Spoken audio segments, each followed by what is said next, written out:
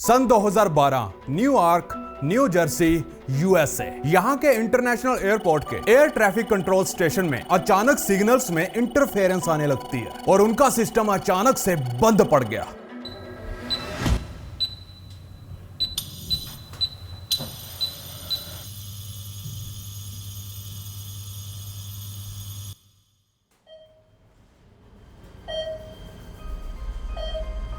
Airport वालों को कोई आइडिया नहीं था कि आखिर उनके सिस्टम के साथ हो क्या रहा था। Terrain ahead. Pull up. Why are these pilots getting a terrain warning while cruising at 37,000 feet? Pull up. क्या यह किसी टाइम ट्रैवलर का काम था या एलियंस का? प्राइवेसी, यह वर्ड सुनने में कितना प्राइवेट लग रहा है ना, लेकिन मैं आप सबको बता दूं कि दुनिया का सबसे बड़ा झूठ ही प्राइवेसी है। आप खुद अपनी प्राइवेसी बेच रहे हो। ज्यादा दूर नहीं जाते, जिस मोबाइल से आप मेरी वीडियो देख रहे हो, यह मोबाइल ही प्राइवेसी के नाम पर कलंक है। शायद आपको याद नहीं होगा कि आप पिछले साल 30 फरवरी को कहां थे, लेकिन गूगल बाबा के पास आपकी सारी कुंडली है। आप सबको क्या फर्क पड़ता है इससे? क्या आपको पता है कि यह पॉसिबिलिटी है कि आपको अभी भी कोई सुन रहा है, अभी भी कोई देख रहा है आपके फोन के थ्रू, लेकिन हम इतना गौर नहीं करते। अगस्त 2012 न्यू जर्सी, गैरी बोजक नाम का शख्स कंस्ट्रक्शन और इंजीनियरिंग कंपनी टिल्कन के लिए काम करता था। टिल्कन का काम क्रश्ड स्टोन्स को कंस्ट्रक्शन साइट पर पहुंचाने का था, यानी बजरी, सीमेंट वगैरह, आप समझ लीजिए। और यह काम करने के लिए टिल्कन कंपनी के पास बहुत सारी गाड़ियां थी। क्योंकि गैरी उस कंपनी में काम करता था, तो उसको भी कंपनी वालों ने एक ट्रक दे रखा था। वो एक इंजीनियर था जो कि प्रोजेक्ट साइट पर जाकर काम का निरीक्षण करता ही रहता था। कंपनी वालों ने उसे एक फोर्ड F150 व्हीकल असाइन किया था। वो न्यूयॉर्क में काम करता था और अक्सर वो उस टाउन में अपने ट्रक को काम के सिलसिले में गेड़ियां मारता ही रहता था, घुमाता रहता था। कंपनी के पास पता नहीं कितने ही ट्रक्स थे और लोडर थे। उन्होंने अपनी हर गाड़ी में जीपीएस ट्रैकर इंस्टॉल कर रखे थे ताकि उन्हें हर समय पता हो कि उनकी गाड़ियां कहां हैं। और गाड़ियों को ट्रैक करना बॉसेस और डिस्पैचर्स का काम था। गैरी को पता था कि उसका बॉस गाड़ियों को ट्रैक करता ही रहता है, यह जानने के लिए कि उसका एम्प्लॉय पर्टिकुलर टाइम पर कहां होता है। लेकिन वहीं गैरी को यह बिल्कुल पसंद नहीं था कि कोई उसे ट्रैक करे। शायद इसलिए क्योंकि वो लंबा लंच टाइम ब्रेक लेना चाहता होगा कि घंटों तक बैठकर मैं खाऊं पीऊं ऐश करूं। लेकिन उस जीपीएस ट्रैकर की वजह से यह करना थोड़ा सा इम्पॉसिबल था। गैरी हर समय ट्रैक होने की वजह से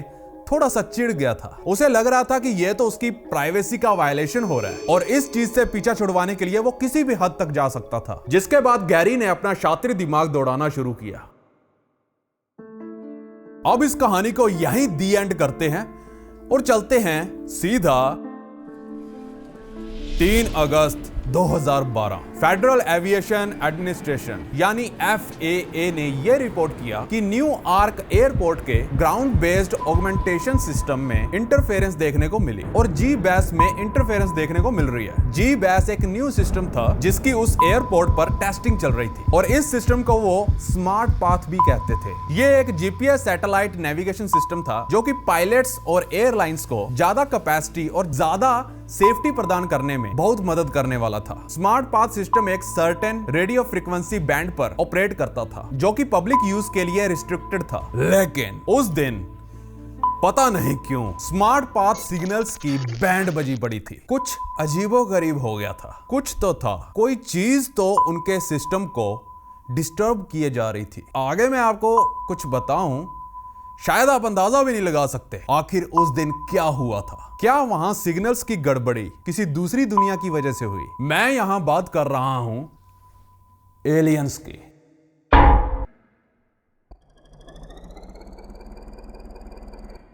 हम बात कर रहे थे उस न्यूयॉर्क एयरपोर्ट पर हुई उस मिस्टीरियस सिग्नल इंटरफेरेंस की। एयरपोर्ट ऑपरेटर्स को कोई आइडिया नहीं था कि ये उनके साथ हो क्या रहा है, वहां क्या चल रहा है। उन्होंने बिना टाइम गवाए इसकी रिपोर्ट FAA से की, जिसके बाद FAA ने इसकी कंप्लेंट FCC को की, क्योंकि FCC ही ये रेगुलेट करता है कि कौन किस किस फ्रीक्वेंसी को यूज कर सकता है, जिसके बाद एफसीसी तुरंत एक्शन में आती है और उसके ऑफिसर इसकी इन्वेस्टिगेशन चालू करते हैं। एफसीसी का ऑफिसर अपनी गाड़ी लेकर न्यूयॉर्क एयरपोर्ट की ओर निकलता है और वहां पहुंचकर उसने अपना डायरेक्शन फाइंडिंग डिवाइस एक्टिवेट किया, जिससे अब उसे पता चलेगा कि वो डिस्टर्बिंग सिग्नल्स कहां से आ रहे हैं, किस डायरेक्शन से आ रहे हैं। उसे जल्दी ही वो फ्रीक्वेंसी मिल गई, तो उस फ्रीक्वेंसी को फॉलो करते हुए वो एक लाल रंग की पिकअप एसयूवी के पास पहुंचता है। वो उस एसयूवी में बैठे हुए एक शख्स को देखता है और जब ऑफिसर उस बैठे हुए शख्स से उसका नाम पूछता है तो उसने अपना नाम बताया, गैरी बोजक। जी हां, ये वही गैरी है जिसकी बात हम पहले कर रहे थे, कुछ समय पहले। आखिर ये हो क्या रहा है, क्या हुआ था? सब्र करो, समझाता हूं। चलो कहानी को थोड़ा रिवाइंड कर देते हैं, थोड़ा पीछे चलते हैं। ध्यान से सुनिएगा इस कहानी को, हल्के में मत लेना। चलो पीछे। अब हम आ चुके हैं जुलाई सन 2012 में। कंपनी हमेशा गैरी के ट्रक को ट्रैक कर रही है, जो कि उसे बिल्कुल पसंद नहीं था। वो इन बातों से तंग आ चुका था, जिसके बाद गैरी का शातिर दिमाग चलना शुरू हो जाता है। वो इंटरनेट पर यह ढूंढता रहता कि कैसे उसके जीपीएस ट्रैकर को, जो कंपनी ने उसकी गाड़ी में लगाया है, वो उससे अपना पीछा कैसे छुड़वाए। तो फिर काफी रिसर्च करने के बाद उसे उसका उत्तर मिल गया। उसे एक जैमर के बारे में पता चला। जैमर एक तरह का डिवाइस होता है जिससे हम किसी भी सिग्नल्स को ब्लॉक कर सकते हैं। सिग्नल्स कई प्रकार के होते हैं, जैसे कि फोन जैमर होता है, जीपीएस जैमर होता है। आपने देखा होगा कि हमारे देश के प्रधानमंत्री श्री नरेंद्र मोदी की जो काफिला चलता है उसमें फोन जैमर लगे होते हैं और वो गाड़ियां जहां से भी गुजरती हैं वहां फोन के नेटवर्क उड़ जाते हैं। यही चीज जैमर कहलाती है। कहानी पर आते हैं। गैरी ने इस तरह के जैमर को खरीद लिया, जो उसे सिर्फ $100 में पड़ा। उसने उस जैमर को अपने उस पिकअप ट्रक के 12 वोल्ट के सॉकेट में लगा दिया। फिर उस जैमर ने अपना कमाल दिखाया।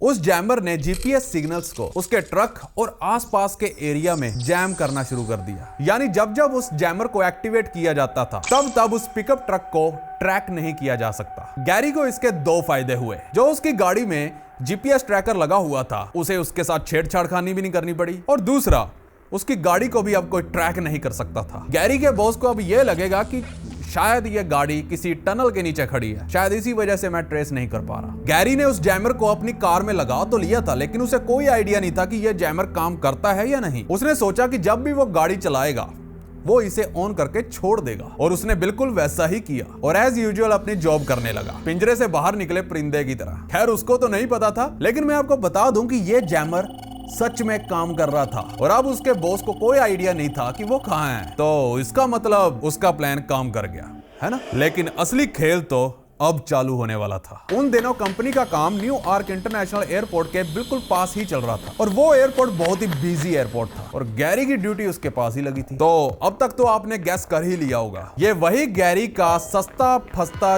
जैमर था जिसकी वजह से सैकड़ों पायलट्स और पूरा एयरपोर्ट हिल गया। और साला यही वो एलियन था जिसने वो डिस्टर्बिंग फ्रीक्वेंसी छोड़ी। गैरी ने तो इसे अपने फायदे के लिए यूज किया था, लेकिन उसे क्या पता था कि यह बात नेशनल सिक्योरिटी पर आ जाएगी। वो जब भी एयरपोर्ट के पास से अपने काम के लिए गुजरता तो पूरा एयरपोर्ट हिल जाता, यानी पूरे एयरपोर्ट में गड़बड़ी आ जाती थी। जाहिर है वो एयरपोर्ट के काफी पास से गुजरता होगा या उसका जैमर ही काफी शक्तिशाली होगा। छोटा सा जैमर, एलियन जैमर, जो भी हो, गैरी ने न्यूयॉर्क एयरपोर्ट के एयर ट्रैफिक सिस्टम को उखाड़ फेंका, धज्जियां उड़ा दी, सिस्टम पूरा ऑफलाइन। और बेचारा अनजान गैरी, वो जिस फ्रीक्वेंसी को जैम कर रहा था उस फ्रीक्वेंसी को इस्तेमाल करने की परमिशन तो उसके पास थी ही नहीं। वो इल्लीगली इस फ्रीक्वेंसी को यूज कर रहा था। इसका मतलब वो अनजाने में ही एफसीसी के रेगुलेशन का उल्लंघन कर रहा था। खैर अब हम कहानी को वापस से आगे ले चलते हैं। जब एफसीसी ऑफिसर उन जैमिंग सिग्नल्स को पीछा करता हुआ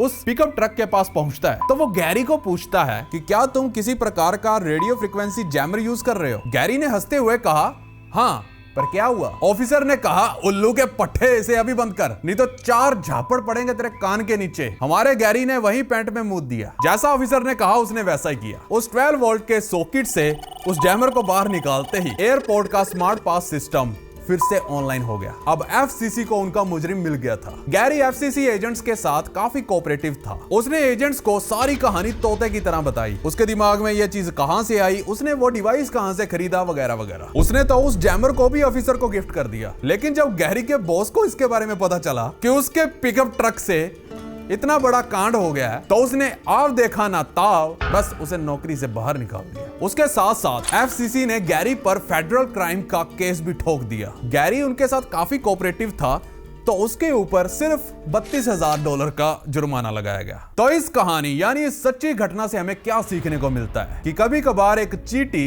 हाथी के नाक में दम कर देती है। एक छोटी सी चीज जो उस गाड़ी में लगी हुई थी, उसने पूरे एयरपोर्ट के एम्पायर को हिला डाला। हालांकि यह सिर्फ एक अनइंटेंशनल एक्सीडेंट था। खैर, किसी की जान तो नहीं गई। हाँ, यह हो सकता था कि पायलट सीधा सड़क पर प्लेन उतार दे, बट पायलट की आंखें थी। वहीं इमेजिन करो कि अगर कोई टेररिस्ट इसके पीछे होता तो वो क्या कुछ नहीं कर सकता था। मुझे नहीं पता, लेकिन जिन सिस्टम्स पर हम इतना रिलाय करते हैं, वो सिस्टम कभी भी कोई भी बंदा या तो छोटी सी फिजिकल डिवाइस से या फिर हैकिंग से पूरी तरह से बंद कर सकता है। ज्यादा दूरी क्यों जाना है? आपको शायद पता ही होगा कि कुछ महीने पहले करीब 81 करोड़ लोगों का आधार कार्ड का डेटा डार्क वेब पर कौड़ियों के दाम $1 में बिक रहा था।